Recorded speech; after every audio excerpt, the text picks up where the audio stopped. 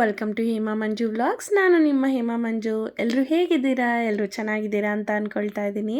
First time ನಾನು videos ನೋಡ್ತಾರೆ ಎಲ್ಲರೂ ಕೂಡ ನನ್ನ ಚಾನಲ್ನ ಸಬ್ಸ್ಕ್ರೈಬ್ ಮಾಡಿ, ಹಾಗೆ ಈ ವಿಡಿಯೋಗೆ ಲೈಕ್ ಮಾಡಿ ಆ್ಯಂಡ್ ಅಪ್ಡೇಟ್ಸ್ಗೋಸ್ಕರ ವೆಯ್ಟ್ ಮಾಡಿ. ಇವತ್ತು ಫ್ರೈಡೇ ಆ್ಯಂಡ್ ಇವತ್ತು ನಾನು ನಿಮ್ಮ ಜೊತೆ ನನ್ನ ದಿನ ಹೇಗಿರುತ್ತೆ ಅನ್ನೋದನ್ನು ನಾನು ಶೇರ್ ಮಾಡ್ಕೊಳ್ತಾ ಇದ್ದೀನಿ. ಯೂಶ್ವಲಿ ಫ್ರೈಡೇ ಅಂದರೆ ಸ್ವಲ್ಪ ಬೇಗ ಎದ್ದೇಳ್ತೀನಿ. ಅಂದರೆ ನಾರ್ಮಲಾಗಿ ನಾನು 5:30, 6:30, ಸೊ ಟೈಮ್ ಸ್ವಲ್ಪ ವೇರಿ ಆಗುತ್ತೆ. ಸೊ ಆದಷ್ಟು 6:30ಗೆ ಎದ್ಬಿಡ್ತೀನಿ. ಸೊ ಫ್ರೈಡೇ ಬಂತು ಅಂದರೆ ಸ್ವಲ್ಪ ಬೇಗ ಎದ್ದೇಳಬೇಕು. ಹಾಗಾಗಿ ಇವತ್ತು ನಾನು 4:30ಗೆ ಎದ್ದೆ. ಆ್ಯಂಡ್ ಇವತ್ತು ನಾನು ಸರ್ವೆಂಟ್ಗೋಸ್ಕರ ವೆಯ್ಟ್ ಮಾಡೋದಿಲ್ಲ. ಸೊ ನನ್ನ ಕೆಲಸಗಳೆಲ್ಲ ನಾನೇ ಮುಗಿಸ್ಕೊಂಡ್ಬಿಡ್ತೀನಿ. ಅಂದರೆ ಬೆಳಗ್ಗೆ ಎದ್ದಿದ ತಕ್ಷಣ ಅಡುಗೆ ಮನೆಗೆ ಹೋಗಿ ಏನೇನು ಕೆಲಸ ಇದೆಯೋ ಮುಗಿಸ್ಕೊಂಡು ಕಸ ಗುಡಿಸಿ ನೆಲ ಒರೆಸಿ ಬಾಗಿಲೆಲ್ಲ ತೊಳೆದು ರಂಗೋಲೆ ಹಾಕಿ ಪ್ರತಿಯೊಂದು ಕೆಲಸ ನಾನೇ ಮುಗಿಸ್ಕೊಂಡ್ಬಿಡ್ತೀನಿ. ಸೊ ಹಾಗಾಗಿ ಬೆಳಗ್ಗೆ ಬೇಗ ಎದ್ದೇಳೋದು. ಶುಕ್ರವಾರ ನಮ್ಮ ಮನೇಲಿ ಸ್ವಲ್ಪ ಬೇಗ ಪೂಜೆ ಮಾಡ್ಕೊಳ್ತೀವಿ. ಹಾಗಾಗಿ ನನ್ನ ಹಸ್ಬೆಂಡ್ ಎದ್ದು ಸ್ನಾನ ಮಾಡ್ಕೊಂಡು ದೇವ್ರ ಮನೆ ಕ್ಲೀನ್ ಮಾಡ್ಕೊತಾ ಇರ್ತಾರೆ. ಅಷ್ಟರಲ್ಲಿ ನಾನು ಈ ಕೆಲಸನ ಮುಗಿಸ್ಕೊಟ್ಬಿಟ್ರೆ ಅವರು ಆರಾಮಾಗಿ ದೀಪ ಹಚ್ಕೊಂಡು ಪೂಜೆ ಮಾಡ್ಬೋದು ಅಂತಷ್ಟೇ. ಸೊ ಇನ್ನು ನಾವು ಯಾವಾಗೂ ಕಸ ಗುಡಿಸ್ಬೇಕಾದ್ರೆ ಮನೆಯಿಂದ ಹೊರಗಡೆಗೆ ಕಸ ಗುಡಿಸ್ಬೇಕು ಆ್ಯಂಡ್ ನೆಲ ಒರೆಸ್ಬೇಕಾದ್ರೆ ಮನೆಯಿಂದ ಒಳಕ್ಕೆ ಒರೆಸ್ಕೋಬೇಕು ಅಂತ ಹೇಳ್ತಾರೆ. ಅರ್ಥ ಏನು ಅಂತ ಅಂದರೆ, ನಾವು ಕಸ ಗುಡಿಸೋದ್ರ ಮೂಲಕ ದರಿದ್ರ ಲಕ್ಷ್ಮಿನ ಆಚೆ ಕಳಿಸ್ತಿದ್ದೀವಿ ಆ್ಯಂಡ್ ಒರೆಸೋದ್ರ ಮೂಲಕ ಮಹಾಲಕ್ಷ್ಮಿನ ಒಳಗೆ ಸ್ವಾಗತ ಮಾಡ್ತಾ ಇದ್ದೀವಿ ಅಂತ ಅಂದ್ಬಿಟ್ಟು. ಸೊ ನಾನು ತಿಳ್ಕೊಂಡಿರೋ ಅರ್ಥ ಇದೇನೆ. ಸೊ ಯಾರಿಗಾದ್ರೂ ಈ ವಿಡಿಯೋ ನೋಡೋರಿಗೆ ಬೇರೆ ಅರ್ಥ ಗೊತ್ತಿದ್ರೆ ದಯವಿಟ್ಟು ಕಮೆಂಟಲ್ಲಿ ತಿಳಿಸಿ. ಆ್ಯಂಡ್ ಮನೇಲೆಲ್ಲ ಒಳಗಡೆ ಕೆಲಸ ಮುಗಿಸ್ಕೊಂಡು ಹೊರಗಡೆ ರಂಗೋಲೆ ಕೂಡ ಹಾಕೊಳ್ತಾ ಇದ್ದೀನಿ. ಇನ್ನು ಇಷ್ಟು ಕೆಲಸ ಮಾಡೋಷ್ಟರಲ್ಲೇ ನನಗೆ ಟೈಮ್ ಆಗೋಗಿರುತ್ತೆ, ಒಂದು ಅರ್ಧ ಮುಕ್ಕಾಲು ಗಂಟೆ ಆಗೋಗುತ್ತೆ. ಸೊ ಮನೆ ಎಲ್ಲ ಒರೆಸಿ ರಂಗೋಲೆ ಹಾಕೋಷ್ಟರಲ್ಲೇ ಎಲ್ಲ ಕೆಲಸ ಮುಗಿಸ್ಕೊಂಡು ಬೆಡ್ರೂಮ್ಗೆ ಹೋಗ್ಬಿಡ್ತೀನಿ. ಸೊ ಬೆಡ್ರೂಮ್ಗೆ ಹೋದರೆ ಬೆಡ್ಡೆಲ್ಲ ಹಾಗೆ ಮೆಸ್ಸಿ ಆಗಿರುತ್ತೆ. ಸೊ ಅದನ್ನೆಲ್ಲ ಅಡ್ಡಗಳು ತೆಗ್ದು ಕ್ಲಿಯರ್ ಮಾಡಿ ನೀಟಾಗೆಲ್ಲ ಸೆಟ್ ಮಾಡೋಷ್ಟರಲ್ಲಿ ನೀರು ಕಾದ್ಬಿಡುತ್ತೆ. ಸೊ ಹಾಗಾಗಿ ಗೀಸರ್ ಸ್ವಿಚ್ ಫಸ್ಟ್ ಆನ್ ಮಾಡಿಬಿಟ್ಟು ಈ ಕೆಲಸ ಕೂಡ ಇಲ್ಲಿ ಮುಗಿಸ್ಕೊಂಡ್ಬಿಡ್ತೀನಿ.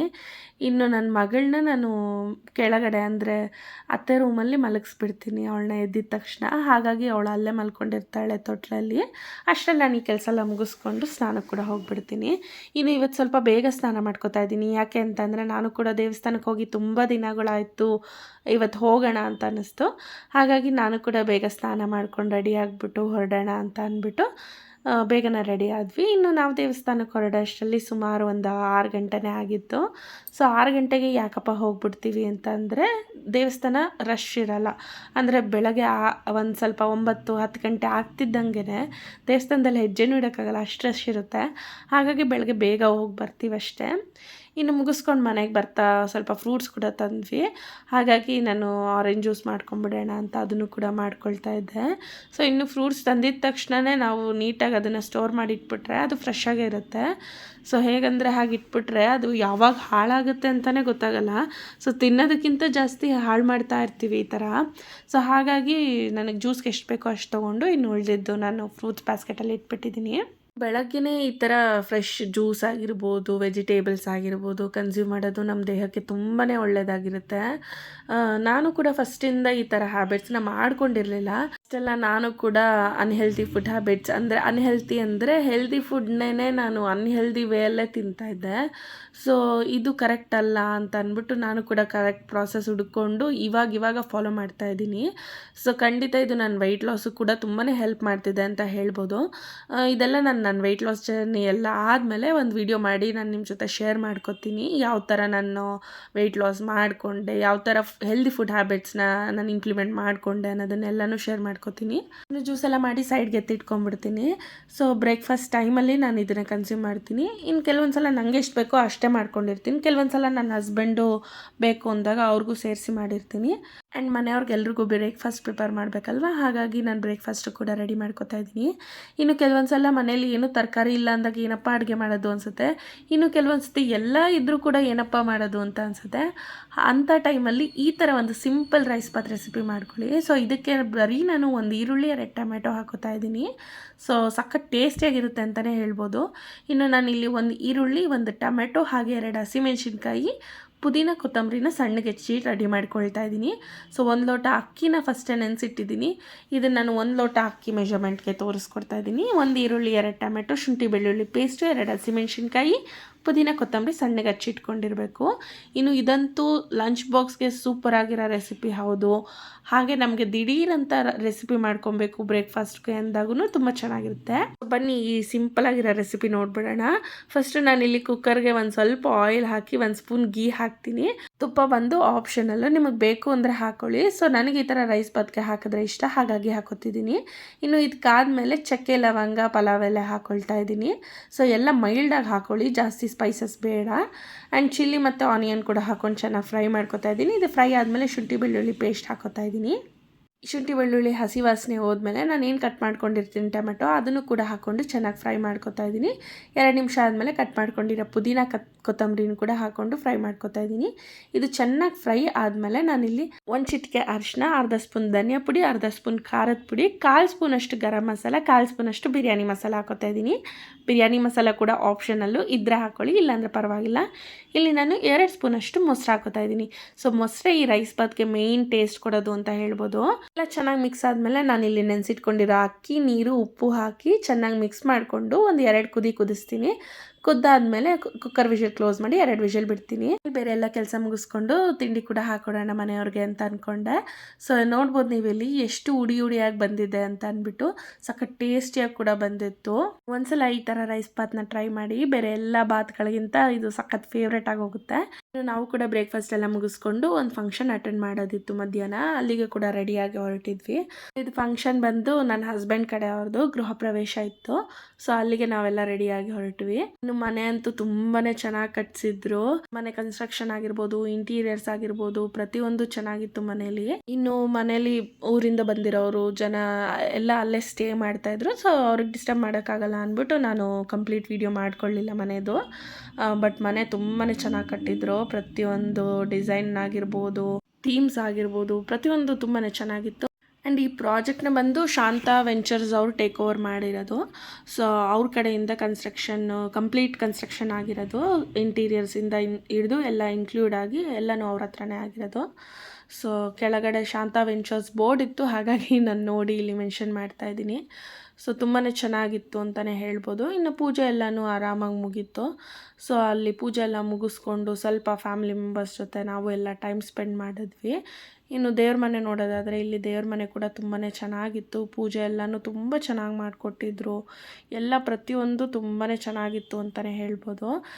ಖಂಡಿತ ನಾವು ಇಷ್ಟಪಟ್ಟಂಗೆ ಮನೆ ಕಟ್ಸ್ಕೋಬೇಕು ಅಂತ ತಾನೇ ಎಲ್ಲರೂ ಕಷ್ಟಪಟ್ಟು ಇದು ಮಾಡೋದು. ಸೊ ಇಲ್ಲಿ ಅದೇ ಥರ ಮಾಡಿಸ್ಕೊಂಡಿದ್ದಾರೆ. ಇನ್ನು ಊಟ ಎಲ್ಲ ಮುಗಿಸ್ಕೊಬೇಕಾಗಿತ್ತು. ಸೊ ನಾನು ಡಯಟಲ್ಲಿ ಇದ್ದಿದ್ದರಿಂದ ಕೆಲವೊಂದು ಫುಡ್ಸ್ನ ಅವಾಯ್ಡ್ ಮಾಡಿದೆ. ಇನ್ನು ಕೆಲವೊಂದು ಊಟನ ನಾನು ಮಾಡ್ಕೊಂಡು ಮುಗಿಸ್ಕೊಂಡು ಮನೆಗೆ ಬಂದೆ. ಇನ್ನು ಮನೆಗೆ ಬಂದು ಟ್ಯೂಷನ್ ಎಲ್ಲ ಮುಗಿಸೋ ಅಷ್ಟರಲ್ಲಿ ಒಂದು 8 o'clock ಆಗೋಯಿತು. ಸೊ 8 ಆದಮೇಲೆ ನಾನಿಲ್ಲಿ ನೈಟ್ಗೆ ಏನು ಜಾಸ್ತಿ ಹೆವಿ ಬೇಡ ಅಂತ ಅಂದ್ಬಿಟ್ಟು ಸಿಂಪಲಾಗಿ ರೈಸ್ ರಸಮ್ ಮಾಡ್ಕೊಂಡಿದ್ದೆ.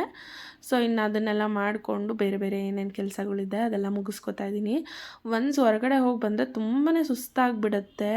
ಅಂದರೆ ನಾವು ಏನು ಕೆಲಸ ಮಾಡಿಲ್ಲ, ಸುಮ್ಮನೆ ಹೋಗೋದು ಬರೋದು ಅಂದರೂ ಕೂಡ ಬಾಡಿ ಸಖತ್ ಟಯರ್ಡ್ ಆಗಿಬಿಡುತ್ತೆ ಒಂದೊಂದು ಸಲ.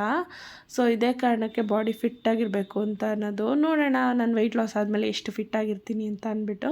ನಾನು ಬರೀ ಅನ್ನ ರಸಮ್ ಅಲ್ವಾ ಅಂತ ಅಂದ್ಬಿಟ್ಟು ಮನೇಲಿ ಬಜ್ಜಿ ಪಕೋಡ ಇಂಥದ್ದೆಲ್ಲ ಏನು ಕಾಮನ್ ಮಾಡೋದು ಅಂದ್ಬಿಟ್ಟು ನಾನಿಲ್ಲಿ ಡಿಫ್ರೆಂಟಾಗಿ ಡ್ರೈ ಗೋಬಿ ಮಾಡ್ಕೊಳ್ಳೋಣ ಇವತ್ತು ಊಟಕ್ಕೆ ನಂಚ್ಕೊಳ್ಳೋಕ್ಕೆ ಅಂತ ಮಾಡ್ಕೊಳ್ತಾ ಇದ್ದೀನಿ. ಗೋಬಿ ಮಂಚೂರಿ ಮಾಡ್ಕೊಳ್ಳೋಣ ಅಂತ ಹೂಕೋಸು ತಂದ್ಕೊಂಡಿದ್ದೆ, ಬಟ್ ಟೈಮ್ ಆಗಿಲ್ಲ, ಅದಕ್ಕೋಸ್ಕರ ಮಾಡ್ಕೊಂಡಿಲ್ಲ. ಇನ್ನು ಕೋಸಿತ್ತಲ್ಲ ಅಂದ್ಬಿಟ್ಟು ಅದರಲ್ಲೇ ಡ್ರೈ ಗೋಬಿಗೆ ಮಿಕ್ಸ್ ಮಾಡ್ಕೊಳ್ತಾ ಇದ್ದೀನಿ. ಸೊ ಇದು ತುಂಬಾ ಟೇಸ್ಟಿಯಾಗಿರುತ್ತೆ. ಯಾವತ್ತಾದರೂ ಬಜ್ಜಿ ಬೋಂಡ ಈ ಥರ ತಿಂದು ಬೋರ್ ಆಗಿದ್ದರೆ ಊಟಕ್ಕೆ ನಂಚ್ಕೊಳ್ಳೋಕೆ ಈ ಥರ ಕೂಡ ಮಾಡ್ಕೊಬೋದು. ನಾನಿಲ್ಲಿ ಕಾರ್ನ್ಫ್ಲೋರು, ಮೈದಾ ಹಿಟ್ಟು, ಖಾರ, ಉಪ್ಪು ಇಷ್ಟನ್ನೇ ಹಾಕ್ಕೊಳ್ತಾ ಇರೋದು. ಸೊ ಇಷ್ಟನ್ನು ಮಿಕ್ಸ್ ಮಾಡಿಕೊಂಡು ಎಣ್ಣೆಗೆ ಬಿಟ್ಕೊತಾ ಇದ್ದೀನಿ. ಸೊ ಇದು ಕ್ರಿಸ್ಪಿಯಾಗಿದ್ರೇ ನಮಗೆ ಚೆನ್ನಾಗಿರುತ್ತೆ ತಿನ್ನೋಕ್ಕೆ, ಊಟಕ್ಕೆ ನಂಚ್ಕೊಳ್ಳೋಕ್ಕೆಲ್ಲ. ಸೊ ಹಾಗಾಗಿ ಕಾರ್ನ್ಫ್ಲೋರ್ ಸ್ವಲ್ಪ ಜಾಸ್ತಿನೇ ಹಾಕ್ಕೊಬೇಕು. ಇನ್ನು ಇದನ್ನೆಲ್ಲನೂ ಮಾಡ್ಕೊಳ್ತಾ ಇದ್ದೀನಿ. ಈ ಥರ ಎಲ್ಲ ಮಾಡ್ಕೊಂಡಾಗ ನನಗೂ ಕೂಡ ತಿನ್ನಬೇಕು ಅಂತ ಅನ್ನಿಸ್ತಾ ಇರುತ್ತೆ. ಬಟ್ ಡಯಟಲ್ಲಿದ್ದೀನಿ ಅಂತ ಅಂದ್ಬಿಟ್ಟು ಸ್ವಲ್ಪ ಅವಾಯ್ಡ್ ಮಾಡ್ತೀನಿ. ಬಟ್ 1-2 ತಿನ್ನೋದ್ರಿಂದ ಏನೂ ಆಗೋದಿಲ್ಲ ಅಂತ ಅಂದ್ಕೊಂಡು ಹೋಗ್ತೀನಿ ತಿನ್ನೋಕ್ಕೆ. ಬಟ್ 1-2 ತಿಂದರೆ ಅಲ್ಲಿಗೆ ನಿಲ್ಲಿಸೋದಿಲ್ಲ. ಆಗೋದಿಲ್ಲ ಖಂಡಿತ. ಸೊ ಕ್ರೇವಿಂಗ್ಸ್ ಅನ್ನೋದು ನಮಗೆ ತುಂಬಾ ಇದಾಗ್ಬಿಡುತ್ತೆ. ಹಾಗಾಗಿ ನಾವು ಎಷ್ಟು ಅವಾಯ್ಡ್ ಮಾಡ್ತೀವೋ ಅಷ್ಟು ಒಳ್ಳೇದಂತಲೇ ಹೇಳ್ಬೋದು. ಇನ್ನು ಡೀಪ್ ಫ್ರೈಡ್ ಐಟಮ್ಸ್ ಆಗಿರ್ಬೋದು, ಆಯಿಲ್ ಐಟಮ್ಸ್ ಆಗಿರ್ಬೋದು, ಇದೆಲ್ಲ ನಮ್ಮ ಬಾಡಿಗೂ ಕೂಡ ಒಳ್ಳೇದಲ್ಲ. ಸೊ ವೆಯ್ಟ್ ಗೇಯ್ನು ಕೂಡ ತುಂಬಾ ಆಗ್ತೀವಿ ಅಂತ ಹೇಳ್ಬೋದು. ಸೊ ಹಾಗಾಗಿ ಇದನ್ನೆಲ್ಲ ಸ್ವಲ್ಪ ಅವಾಯ್ಡ್ ಮಾಡಬೇಕು. ಹಂಗಂತ ತಿನ್ನಲೇಬಾರ್ದು ಅನ್ನೋದು ಕೂಡ ಏನೂ ಇಲ್ಲ. ಖಂಡಿತ ತಿನ್ನಬಹುದು, ಬಟ್ ಎಲ್ಲ ಕೂಡ ಒಂದು ಲಿಮಿಟಲ್ಲಿದ್ದರೆ ಚೆನ್ನಾಗಿರುತ್ತಲ್ವ. ಸೊ ಅದು ನನಗೆ ಮೊದಲು ಗೊತ್ತಿರಲಿಲ್ಲ, ಆಮೇಲೆ ರಿಯಲೈಸ್ ಆಯಿತು. ಸೊ ಹಾಗಾಗಿ ಇವಾಗ ಅವಾಯ್ಡ್ ಮಾಡ್ತಾ ಇದ್ದೀನಿ. ಇನ್ನು ಈ ಥರ ಯಾವಾಗಾದರೂ ತಿಂದಾಗೂ ಕೂಡ ಲಿಮಿಟಲ್ಲೇ ತಿಂದರೂ ಕೂಡ ನಾವು ಅದನ್ನು ಹೇಗೆ ಬ್ಯಾಲೆನ್ಸ್ ಮಾಡೋದು ಅನ್ನೋದು ಕೂಡ ನಮಗೆ ತಿಳ್ಕೊಬೇಕು. ಅದು ಕೂಡ ತುಂಬಾ ಇಂಪಾರ್ಟೆಂಟ್ ಆಗಿರುತ್ತೆ. ಗೋಬಿ ಮಾಡ್ಕೊಂಡ್ಮೇಲೆ ನಾನಿಲ್ಲಿ ನನ್ನ ಮಗಳಿಗೆ ಅಂತ ಅಂದ್ಬಿಟ್ಟು ನೈಟ್ಗೆ ಡಿನ್ನರ್ಗೆ ಉಪ್ಪಿಟ್ಟು ಮಾಡ್ಕೊಳ್ತಾ ಇದ್ದೀನಿ. ಸೊ ನಾನು ಯಾವುದೇ ಥರ ಸೆರ್ಲಾಕ್ ಕೊಡ್ದಿರೋದ್ರಿಂದ ರಾಗಿ ಗಂಜಿನೇ 3 ಟೈಮು ಕೊಡೋಕ್ಕಾಗಲ್ಲ. ಹಾಗಾಗಿ ನಾನು ಅವಳಿಗೆ ಅಂತ ಅಂದ್ಬಿಟ್ಟು ಬೇರೆ ಬೇರೆ ರೆಸಿಪೀಸ್ನ ಮಾಡಿಕೊಡ್ತಾ ಇರ್ತೀನಿ. ಸೊ ಇನ್ನು ಉಪ್ಪಿಟ್ಟು ಅಂದರೆ ಅವಳಿಗೆ ತುಂಬಾ ಇಷ್ಟ ಆಗುತ್ತೆ. ಬಟ್ ಹಾಗಂತ ಅಂದ್ಬಿಟ್ಟು ರೆಗ್ಯುಲರಾಗಿ ಕೊಡೋಕ್ಕಾಗಲ್ವಲ್ಲ. ಸೊ ವೀಕ್ಲಿ ಟ್ವೈಸ್ ಅಥವಾ ಥ್ರೈಸ್ನ ನಾನಿದು ಡಿನ್ನರ್ಗೆ ಅಂತ ಮಾಡ್ಕೊಳ್ತೀನಿ. ಇನ್ನು ಇದಕ್ಕೆ ನಾನು 2 ಸ್ಪೂನ್ಸ್ ರವೆ, 1/2 ಸ್ಪೂನ್ ಗೀ ಹಾಕ್ಕೊಂಡು ಗೀಯಲ್ಲೇ ಚೆನ್ನಾಗಿ ರವಾನ ಫ್ರೈ ಮಾಡ್ಕೊತೀನಿ. ಸೊ ರವೆ ಫ್ರೈ ಆಗಿದ ತಕ್ಷಣ ಸ್ವಲ್ಪ ಕ್ಯಾರೆಟು ಹಾಗೆ ಕೊತ್ತಂಬರಿ ಕರಿಬೇವನ್ನು ಕೂಡ ಹಾಕೊಂಡು ಫ್ರೈ ಮಾಡ್ಕೊತೀನಿ. ಇದೆಲ್ಲ ತುಪ್ಪದಲ್ಲೇ ಫ್ರೈ ಆಗೋದ್ರಿಂದ ಮಕ್ಕಳು ಕೂಡ ತಿನ್ನೋಕ್ಕೆ ಟೇಸ್ಟಿಯಾಗಿರುತ್ತೆ. ಸೊ ಹಾಗಾಗಿ ತುಪ್ಪದಲ್ಲೇ ಫ್ರೈ ಮಾಡ್ಕೊಳ್ತಾ ಇದ್ದೀನಿ. ಸೊ ಇದನ್ನು ನಾನು ಅವಳಿಗೆ 7 ಮಂತ್ಸ್ ಕಂಪ್ಲೀಟ್ ಆದಮೇಲಿಂದ ಕೊಡ್ತಾ ಇದ್ದೀನಿ. ಸೊ ಇಲ್ಲಿವರೆಗೂ ಕೂಡ ನಾನು ಡಿನ್ನರ್ಗೆ ಆಲ್ಮೋಸ್ಟ್ ಪ್ರಿಫರ್ ಮಾಡ್ತೀನಿ 2 or 3 ಟೈಮ್ಸ್ ಅ ವೀಕ್. 2-3 ಸತಿ ಕೊಡ್ತೀನಿ ವಾರದಲ್ಲಿ. ಇನ್ನು ಇದೆಲ್ಲ ಚೆನ್ನಾಗಿ ಫ್ರೈ ಮಾಡಾದಮೇಲೆ ನಾನು ಬಾಯ್ಲಿಂಗ್ ವಾಟರ್ನ ಆ್ಯಡ್ ಮಾಡ್ಕೊಳ್ತೀನಿ. ನೀರನ್ನ ಕುದಿಸಿಟ್ಕೊಂಡಿರ್ತೀನಿ. ಸೊ ಅದೇ ನೀರನ್ನ ಹಾಕ್ಕೊಳ್ತೀನಿ. ವಾಟರ್ ಕನ್ಸಿಸ್ಟೆನ್ಸಿ ಸ್ವಲ್ಪ ಜಾಸ್ತಿ ಇರಲಿ, ಆವಾಗ ನಾವು ಹಾಕಿರೋ ಕ್ಯಾರೆಟು ಎಲ್ಲನೂ ಚೆನ್ನಾಗಿ ಬೇಯುತ್ತೆ. ಸೊ ನೀರು ಸ್ವಲ್ಪ ಜಾಸ್ತಿ ಹಾಕ್ಕೊಂಡು 1 ಚಿಟಿಕೆ ಅರಿಶಿನ ಹಾಕ್ಕೊಂಡು ಖಾರಕ್ಕೆ ನಾನಿಲ್ಲಿ ಜೀರಿಗೆ ಮೆಣಸಿಂದು ಪುಡಿ ಮಾಡಿ ಇಟ್ಕೊಂಡಿರ್ತೀನಿ. ಅಂದರೆ ಮೆಣಸು ಕ್ವಾಂಟಿಟಿ ಸ್ವಲ್ಪ ಕಡಿಮೆ ಇರಬೇಕು, ಜೀರಿಗೆ ಕ್ವಾಂಟಿಟಿ ಜಾಸ್ತಿ ಇರಬೇಕು. ಸೊ ಅದನ್ನು ಪುಡಿ ಮಾಡಿ ಇಟ್ಕೊಂಡಿರ್ತೀನಿ. ಸೊ ಅದನ್ನೇ ನಾನು ಇಲ್ಲಿ ಖಾರಕ್ಕೆ ಹಾಕ್ತೀನಿ. ಸೊ ಖಾರಕ್ಕೆ ಅಂತ ಅಂದ್ಬಿಟ್ಟು ಎಕ್ಸ್ಟ್ರಾ ಏನೂ ಆ್ಯಡ್ ಮಾಡ್ಕೊಳ್ಳಲ್ಲ. ಇನ್ನು ಸ್ವಲ್ಪ ಸಾಲ್ಟ್ ಆ್ಯಡ್ ಮಾಡ್ಕೊಳ್ಳಿ. ಆದಷ್ಟು ಸಾಲ್ಟು ಶುಗರ್ ಸ್ವಲ್ಪ ಕಡಿಮೆ ಇರಲಿ ಮಕ್ಕಳಿಗೆ ಕೊಡೋದ್ರಲ್ಲಿ. ಶುಗರ್ ಅಂತೂ ಕಂಪ್ಲೀಟ್ ಅವಾಯ್ಡ್ ಮಾಡಿ, ಸಾಲ್ಟ್ ಕ್ವಾಂಟಿಟಿ ಸ್ವಲ್ಪ ಕಡಿಮೆ ಮಾಡಿ ಬೇಬಿ ಫುಡ್ಸಲ್ಲಿ. ಸೊ ಸಾಲ್ಟು ಶುಗರ್ ಅಷ್ಟು ಒಳ್ಳೆಯದಲ್ಲ. ಹಾಗಾಗಿ ಆ್ಯಂಡ್ ಇನ್ನು ಇದೆಲ್ಲ ಕುದಿಯೋದಕ್ಕೆ ಇಟ್ಬಿಟ್ಟು ಒಂದು 5 ನಿಮಿಷ ಆದಮೇಲೆ ಆಫ್ ಮಾಡಿಕೊಂಡ್ರೆ ಅದು ರೆಡಿ ಆಗುತ್ತೆ. ಇನ್ನು ನನ್ನ ಮಗಳಿಗೆಲ್ಲ ಊಟ ಮಾಡಿಸಿ ನಾವು ಎಲ್ಲ ಊಟ ಮಾಡಿಕೊಂಡು ನೈಟ್ ಮಲ್ಗೋದಕ್ಕೆ ಮುಂಚೆನೇ ನಾನು ಕಿಚನ್ನ ಕ್ಲೀನ್ ಮಾಡ್ಕೊಂಬಿಡ್ತಾ ಇದ್ದೀನಿ ಇಲ್ಲಿ. ಸೊ ಕಿಚನ್ ಬೆಳಗ್ಗೆನೇ ಕ್ಲೀನ್ ಮಾಡ್ಕೊಳಕ್ಕಾಗೋದಿಲ್ಲ. ಹಾಗಾಗಿ ನೈಟೇ ಕ್ಲೀನ್ ಮಾಡಿಬಿಟ್ರೆ ಬೆಳಗ್ಗೆ ನಮಗೆ ಎದ್ದು ಎಲ್ಲ ಕೆಲಸ ಮಾಡ್ಕೊಳ್ಳೋಕ್ಕೆ ಈಸಿ ಆಗುತ್ತೆ ಅಂತ ಅಂದ್ಬಿಟ್ಟು ಅದು ಕೂಡ ಮುಗಿಸ್ಕೊಂಡ್ಬಿಡ್ತಾ ಇದ್ದೀನಿ. ಸೊ ಇನ್ನು ಇಷ್ಟ ಆಗಿತ್ತು ಇವತ್ತಿನ ನನ್ನ ದಿನ. ಸೊ ಈ ವಿಡಿಯೋ ನಿಮಗೆ ಇಷ್ಟ ಆಗಿದೆ ಅಂತ ಅಂದ್ಕೊಳ್ತೀನಿ. ನನ್ನ ವಿಡಿಯೋಸಲ್ಲಿ ಏನಾದರೂ ಮಿಸ್ಟೇಕ್ ಇದ್ದರೆ, ಏನಾದರೂ ಚೇಂಜಸ್ ಮಾಡ್ಕೊಬೇಕು ಅಂತ ನಿಮ್ಗೆ ಅನ್ಸಿದ್ರೆ ಖಂಡಿತ ಕಮೆಂಟ್ ಮಾಡಿ, ಖಂಡಿತ ಇಂಪ್ಲಿಮೆಂಟ್ ಮಾಡ್ಕೊಳ್ತೀನಿ. ಯಾವುದಾದ್ರೂ ವೀಡಿಯೋಸ್ ಆಗಿರ್ಬೋದು, ಯಾವುದಾದ್ರೂ ರೆಸಿಪೀಸ್ ಆಗಿರ್ಬೋದು, ನಿಮ್ಗೆ ಯಾವುದಾದ್ರೂ ಬೇಕು ಅಂತ ಅನ್ಸಿದ್ರೆ ಕಮೆಂಟ್ ಮಾಡಿ. ಆ ಥರ ವೀಡಿಯೋಸು, ಆ ಥರ ರೆಸಿಪೀಸ್ ಕೂಡ ಮಾಡಿ ಶೇರ್ ಮಾಡ್ಕೊಳ್ತೀನಿ. ಸೊ ಈ ವಿಡಿಯೋ ನಿಮ್ಗೆ ಇಷ್ಟ ಆಗಿದ್ದರೆ ವಿಡಿಯೋಗೆ ಲೈಕ್ ಮಾಡಿ, ಹಾಗೆ ನನ್ನ ಚಾನಲ್ನ ಸಬ್ಸ್ಕ್ರೈಬ್ ಮಾಡಿ, ನಿಮ್ಮ ಫ್ರೆಂಡ್ಸ್ ಆ್ಯಂಡ್ ಫ್ಯಾಮ್ಲಿಗೆ ಶೇರ್ ಮಾಡಿ. ಇಷ್ಟು ಹೇಳೋಕ್ಕೆ ಇಷ್ಟಪಡ್ತಾ ನಾನು ವಿಡಿಯೋನ ಎಂಡ್ ಮಾಡ್ತಾ ಇದ್ದೀನಿ. ಸೊ ನೆಕ್ಸ್ಟ್ ವಿಡಿಯೋ ಅಪ್ಡೇಟ್ಗೋಸ್ಕರ ವೆಯ್ಟ್ ಮಾಡಿ. ಅಂಟಿಲ್ ದೆನ್ ಬಾಯ್.